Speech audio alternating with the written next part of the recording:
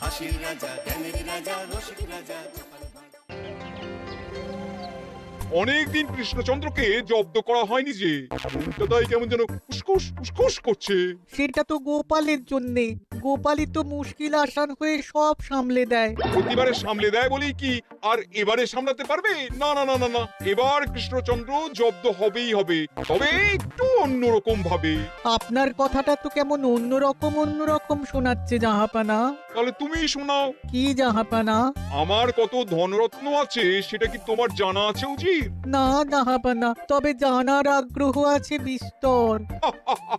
শুধু তোমার কেন, আরো অনেকেরই আগ্রহ আছে শুনলাম, আর সেটা যতক্ষণ না জানা যাচ্ছে ততক্ষণ মনটা কেমন খচখচ খচখচ করে।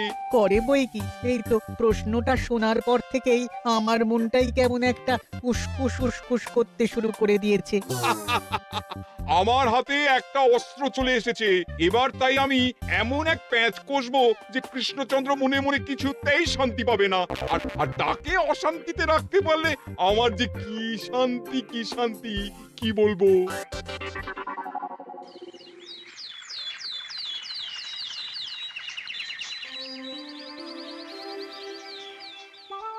কি যে বলি, মানে এমন আমন্ত্রণ পেলে তো আর না বলা যায় না। যে আমন্ত্রণ পত্র পেয়ে আপনি এত উল্লসিত, আনন্দিত, সেই আমন্ত্রণ পত্র কার মহারাজ?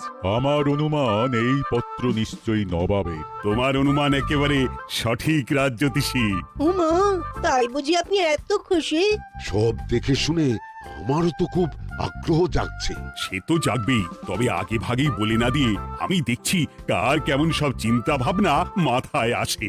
খবর তো একটা আছেই মহারাজ, তবে কথাতেই আছে না, যত হাসি তত কান্না, তাই ভালোর বদলে খারাপটাই মনে আসছে যে বেশি করে। বোঝো ঠেলা, সবকিছুতেই খালি ঘেঁটে দেওয়া। সত্যি গোপাল, আজকাল যেন সবেতেই তুমি নেতিবাচক কথা বলো। এটাই তো গোপালের স্বভাব মহারাজ। সে যাই হোক, গোপালের অকর্মণ্যতা টের পেয়েই বোধ হয় নবাব শুধু আমাকে আর মন্ত্রীকে মুর্শিদাবাদে যাওয়ার নিমন্ত্রণ করেছেন। বেশ তো, ঘুরে আসুন না তবে, শুভস্য শীঘ্রম। তবে দরকার পড়লে এই ভাঙা কুলো গোপালকেই দরকারে লাগবে, কথাটা যেন খেয়াল থাকে মন্ত্রী মশাই।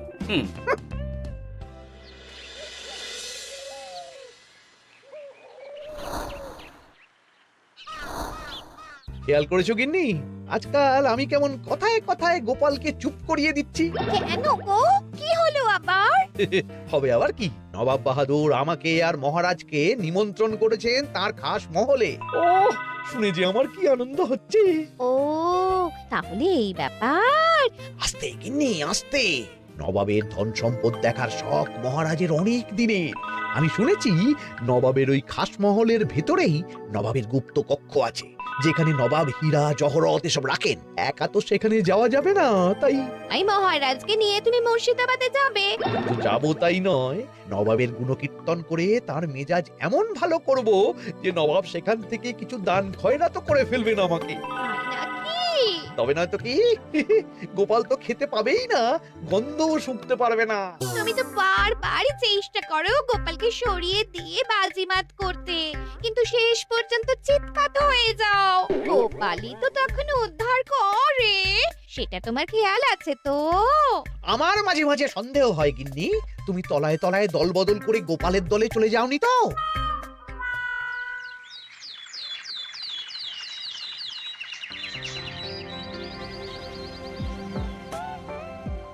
এবার বুঝলে তো দাদু, আমরা কিন্তু তোমারই দলে। ঝালে ঝোলে অম্বলে সব সময় তোমার সঙ্গে সঙ্গে থাকি। তাই যখনই পাই তখনই তোমাকে সেবা করার সুযোগ হাতছাড়া করতে চাই না, কি বুঝলে? তাই বলে পড়া ছেড়ে তোরা এখন দাদুকে হাওয়া করছিস? তুমি বুঝবে না দিদা, দাদুকে শুতে বসতে হাতে রাখলে লাভ আছে। সে তো বটেই, আর তুমি বা শুয়ে আছো কেন? তোমার কি কাজকর্ম কিছু নেই? পড়ে পাওয়া 14 আনার ছুটি কাজে লাগিয়ে কদিন ভাবছি দিব্যি গায়ে হাওয়া লাগাবো, বুঝলে কিনি? আর আমরা এসে সেটাই করে দিচ্ছি। সে তো দেখতেই পাচ্ছি। তা ছুটিটা কি শেষ শুনি? ওদিকে মহারাজ আর মন্ত্রীমশাই নবাবের কাছে গেছেন, তাই এদিকে আমি শুয়ে পড়েছি, এই আর কি। কথাতেই তো আছে, চাষি গেল ঘর, লাঙল তুলে ধর, তাই না গিন্নি? কথায় কথায় দাদু ভালোই দিয়েছে। কোথায় মহারাজ তোমাকে সঙ্গে করে নিয়ে যায়নি বলে তোমার আফসোস হবে তা নয়, উল্টে তুই শুয়ে শুয়ে হাওয়া খাচ্ছ। আমার মন বলছে শুধু আমি নয়, নবাবও বাজাচ্ছেন ওদিকে। মহারাজ আর মন্ত্রীমশাইকে ঘটা করে কি আর এমনি এমনি ডেকে নিয়ে গেছেন সেখানে?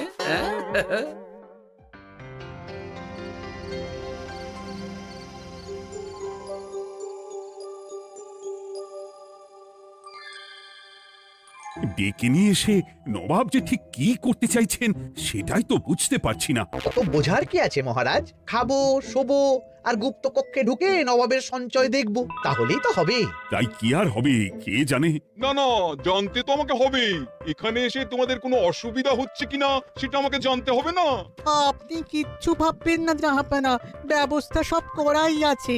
না না, এমনিতে কোনো অসুবিধে নেই, তবে একটা অস্বস্তি হচ্ছে বটে। আসলে মহারাজ বোধহয় মনে মনে ভাবছেন নবাব বাহাদুর নিশ্চয়ই তাকে ডেকে এনেছেন তার গুপ্ত কক্ষে কত মণিমাণিক্য ধন সম্পদ আছে সেটা দেখানোর জন্য।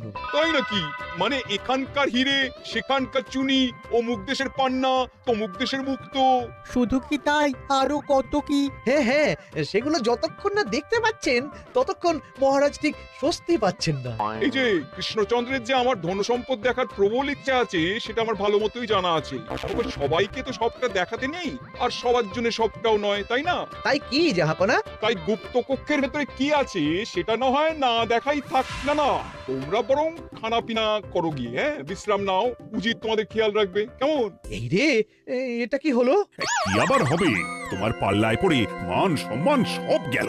এর থেকে আমার কৃষ্ণনগরই ভালো।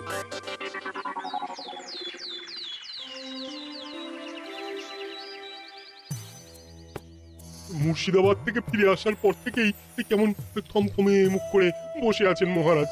ব্যাপারটা কি? হাতির যত্ন কেমন হলো মহারাজ? কোনো ত্রুটি ছিল নাকি? না না, তেমন কিছু নয়, তবে তবে যে উদ্দেশ্যে নবাবের কাছে যাওয়া সেটাই তো সফল হলো না। গুপ্ত কক্ষে ঠিক কি কি ছিল সেটাই তো জানা হলো না, তাই না মহারাজ? উদ্দেশ্যটা আসলে কার ছিল সেটা আমি এখন ঠিক বুঝতে পারছি। তোমাকে আর সাফাই দিতে হবে না। সেই বুঝবেন, তবে দেরিতে বুঝবেন। কি আর করা যাবে, ফলে যা হওয়ার তাই হবে। না না, তাই বলে নবাব যেভাবে তার গুপ্ত কক্ষে ঢুকতে না দিয়ে আমাকে অপমান করেছেন সেটা আমি মোটেই মেনে নিতে পারছি না। মহারাজের এই অপমানের শোধ তুলতে পারে একমাত্র গোপাল, আমি নিশ্চিত। ঠিক বলেছেন, গোপাল যদি দেয় কোনো চাল তাহলেই নবাব হবেন নকল। না না, এর মধ্যে গোপালের ঢোকার কোনো দরকার নেই। এটা মহারাজ আর নবাবের ব্যাপার। তুমি চুপ করো, কে কোথায় ঢুকবে সেটা আমায় দেখতে দাও। এখানে আর দেখার কি আছে মহারাজ? নবাবের মুখের ওপর তো আর কিছু বলা যাবে না। তুমি বলো গোপাল, সুযোগ পেলে তুমি নবাবকে পাল্টা শিক্ষা দিতে পারবে কিনা? সুযোগ পাওয়া যায় না মহারাজ, সুযোগ তৈরি করে নিতে হয়। তাই আমি সুযোগ তৈরিও করব আর তার সদ্ব্যবহার করব। আর এটাও বলে রাখছি, নবাবকে নাকাল করে সুদে আসলে আপনার অপমানের বদলা নিয়ে তবে ছাড়ব।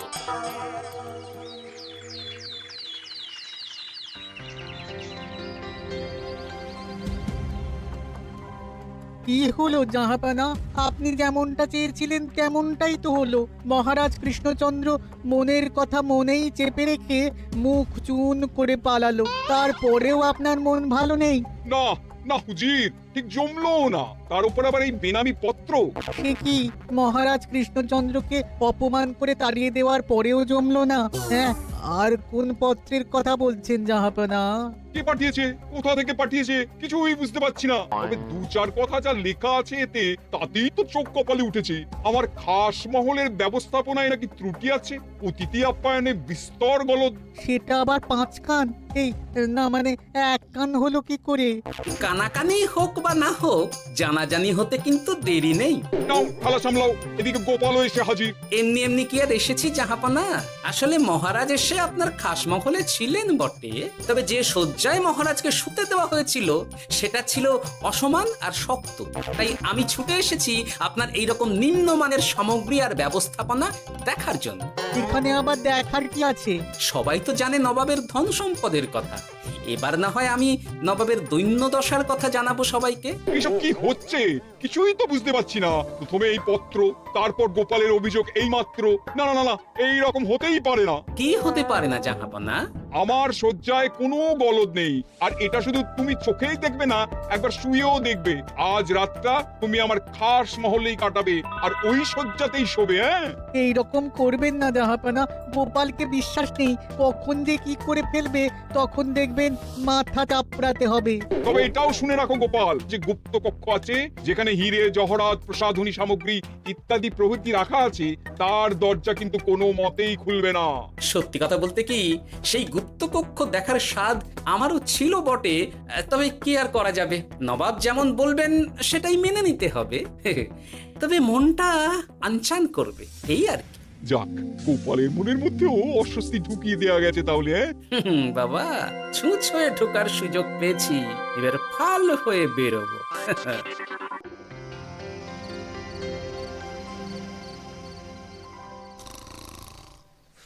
আপনি কিচ্ছু ভাববেন না জাহাপানা, গোপালকে আমি চোখে চোখেই রেখেছি।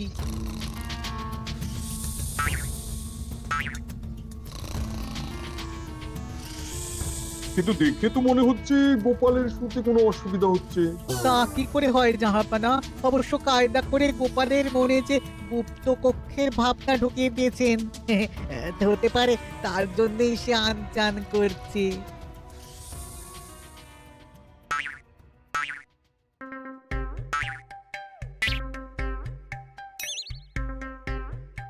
ওই দেখো, গোপাল হঠাৎ কি শুরু করেছে।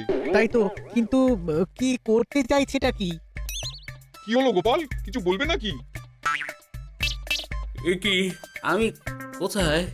ও, এটা তো রাসমহলই মনে হচ্ছে। এখানেই তো তুমি ছিলে, কি মুশকিল। আচ্ছা, তোমার অসুবিধাটা ঠিক কোথায় হচ্ছে বলো তো? না না, শুতে তেমন কোনো অসুবিধা বোঝার আগেই তো অন্য অসুবিধা শুরু হয়ে গেল। আসলে সত্যি সত্যি তো আর গুপ্তকক্ষে ঢুকতে পারিনি, তাই স্বপ্নে ঢুকেছিলাম মনে হলো। তারপর সেখানে ঢুকেই দেখতে পেলাম বস্তা বস্তা ধনরত্ন। আমি তো সেই বস্তার ভেতরে হাত ঢুকিয়ে সেগুলোকেই দু হাত দিয়ে তুলছিলাম। এবার তো বুঝতে পেরেছো যে তুমি স্বপ্ন দেখছিলে। এবার ঠিকঠাক ঘুমো তাহলে।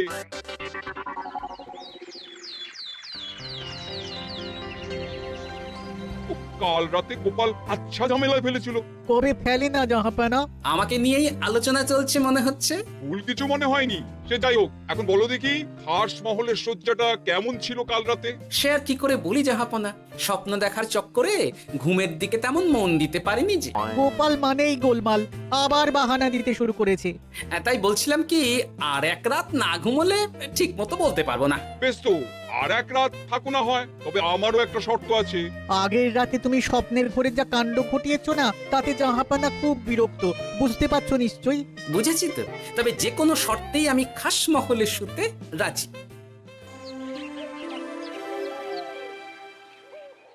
আমার এক কথায় রাজি হয়ে গোপাল নবাবের কাছে ছুটে গেল, কিন্তু কই, এখনো তো ফিরে এলো না। এমনও তো হতে পারে মহারাজ যে নবাব গোপালকে আটকে রেখেছেন। কেন? গোপাল তো দাবি করে যে সে তার বুদ্ধির জোরে যে কোনো বাধা বিপত্তি থেকে বেরিয়ে আসতে পারে। এবার তাহলে ফেঁসে গেল কি করে? না না, গোপালের কোনো বিপদ হবে না, দেখবেন গোপাল এবারেও ঠিক বেরিয়ে আসবে। হ্যাঁ, গোপাল আসবে হেসে হেসে, মহারাজ দেখবেন বসে বসে। আমার ধারণা কিন্তু যে কোনো শর্তেই নবাব গোপালকে শায়েস্তা করেই ছাড়বেন। গোপাল যখন নিজে থেকে নবাবকে খোঁচাতে গেছে, তখন আঁচড় তো খেতেই হবে। কি জানি নবাব আবার গোপালকে কিভাবে জব্দ করছেন, কি জানি।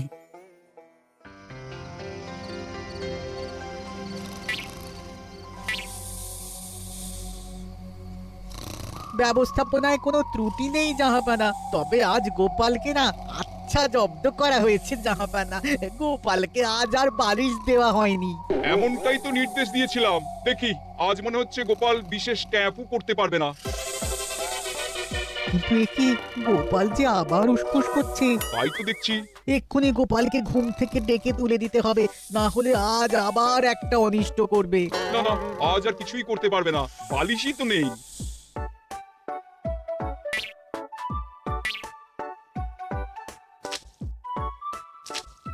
কি, গোপাল তো আবার শুরু করে দিয়েছে। ধরো ধরো ধরো, এক্ষুনি ধরো ওকে। আরে ওঠো ওঠো, জেগে ওঠো গোপাল। আরে হচ্ছেটা কি? আজ আবার তোমার কি হলো? এ হে, আজ আবার একটা গন্ডগোল করেছি মনে হচ্ছে। গন্ডগোল বলে গন্ডগোল, জল ছড়িয়ে কি অবস্থা করেছো দেখো। আমার কোনো দোষ নেই, কিন্তু সেই আবার গুপ্তকক্ষের স্বপ্ন এলো আর গোলমাল হয়ে গেল। আজ আবার কেমন স্বপ্ন এলো? গুপ্তকক্ষের যেদিকে আরব আর পারস্য দেশের আতরের সম্ভার ছিল, স্বপ্নে সেই দিকে ঘুরছিলাম আজ। সেগুলো ছড়িয়ে ছড়িয়ে দেখতে দেখতেই স্বপ্ন ভেঙে গেল। ওকে, দাঁড়াও, কাল সকালে তোমার ব্যবস্থা হচ্ছে।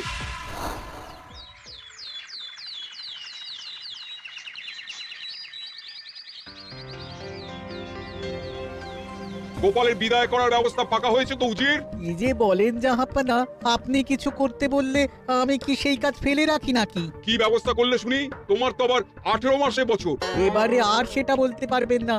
ঘোড়ার পিঠে চেপে এতক্ষণে হয়তো গোপাল কৃষ্ণনগরে পৌঁছেও গেছে। যাক, আপদ বিদেয় হয়েছে তাহলে। সর্বনাশ হয়ে গেছে জাহাপানা। আবার কি হলো? গোপাল তো ওই খাসমহল ছেড়ে যায়নি, উল্টে কোথা থেকে একটা ওই ঢেড়া জোগাড় করে এনে ওই সবকিছু ঘেঁটে দেওয়ার চেষ্টা করছে। বোঝো ঠেলা, এবারে নবাবই দেখুক কি করে সামলাবে।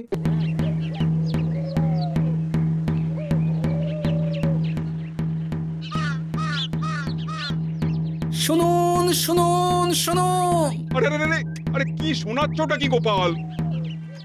এখনো শোনাইনি, তবে শোনাবো শোনাবো ভাবছি। সবাইকে জানাতে গেলে এই ঢাড়া পেটানো ছাড়া আর উপায় কি? কিন্তু জানাবেটা কি? এই যে নবাব যে অতিথিদের ডেকে এনে তাদের নিশ্চিন্তে ঘুমোতে দেওয়ার ব্যবস্থা করতে পারেন না, এটা তো সবার জানা দরকার। কি বিপদ! না না না না, এই বদনাম নিয়ে আমি গোপালকে কোথাও যেতে দেবো না। তাহলে কি করতে হবে জাহাপানা? আজ ও রাতে গোপাল খাস মহলে শোবে। এই তো এবার পড়েছেন গোপালের জালে।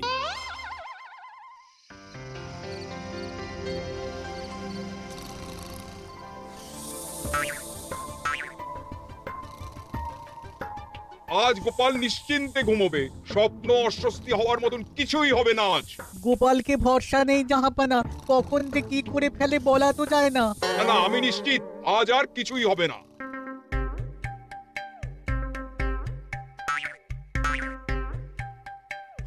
হবে না বলতে বলতেই হতে শুরু করেছে জাহাপানা।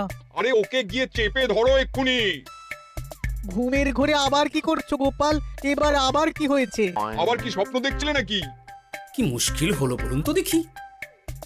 গুপ্তকক্ষে ঢুকতে পারিনি, কিন্তু তার স্বপ্ন দেখা তো থামছে না। তার মানে? আজ স্বপ্নে দেখছিলাম গুপ্তকক্ষের একদিকে দামি দামি রেশমি কাপড়, মসলিনের বিপুল সম্ভার, ওই সেগুলোই টেনে টেনে দেখছিলাম আর কি। তাই বলে পর্দা ধরে টানাটানি করতে হবে? ওই দেখুন, ওগুলোকেই তো মসলিন ভাবলাম। না না না না, এবার আমি মনে মনে স্থির করে ফেলেছি এই ঝামেলা থেকে বেরোবার একটাই উপায়, আর সেটাই এবার আমি করব।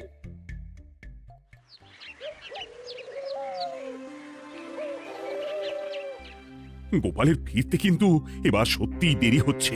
দেখুন, হয়তো গোপাল বেশি বাহাদুরি দেখাতে গিয়ে ফেসে গেছে। হেসে নয়, এই যে কেমন হেসে হেসেই এসেছি দেখুন। এই তো গোপাল ফিরে এসেছে। শুধু ফিরেই আসেনি, তার সঙ্গে আরেকটা সুসংবাদও নিয়ে এসেছি। হ্যাঁ, সেটা আবার কি? আমার প্যাঁচে পড়ে নবাব শেষ পর্যন্ত বাধ্য হয়েছেন গুপ্তকক্ষ খুলে দিতে, সঙ্গে কিছু উপঢৌকনও দিয়েছেন। ব্যাপারটা ঠিক কেমন করে কি হলো বলো দেখি। বলছি মহারাজ, নবাব বাহাদুর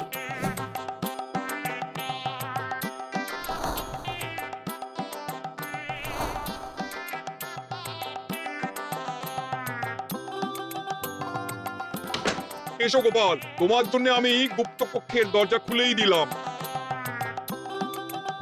তবে খবরদার, আবার উল্টো পাল্টা স্বপ্ন দেখে ঘুম নষ্ট হওয়ার বাহানা দেবে না। আর কৃষ্ণচন্দ্রকে গিয়ে বলবে তারও আর গুপ্তকক্ষ দেখতে আসার কোনো বাধা নেই। আর একটা কথা,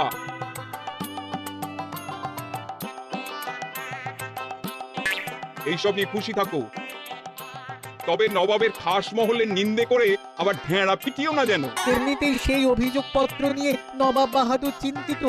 সেই চিন্তা ঝেড়ে ফেলুন চাহপনা, কারণ ওটা আমারই দুষ্ট বুদ্ধির ফল। অবস্থা বুঝে ওই ব্যবস্থা আমিই নিয়েছিলাম। হ্যাঁ আগে হ্যাঁ। সাবাস গোপাল, তুমি তাহলে শেষমেশ যে কোনো উপায়ে নবাবকে মাথা নোয়াতে বাধ্য করলে। আপনাকে কেউ অসম্মান করলে আমি যে নিজেকে সামলে রাখতে পারি না মহারাজ। সত্যি গোপাল, তোমার তুলনা হয় না। হাসির রাজা, জ্ঞানের রাজা, রসিক রাজা।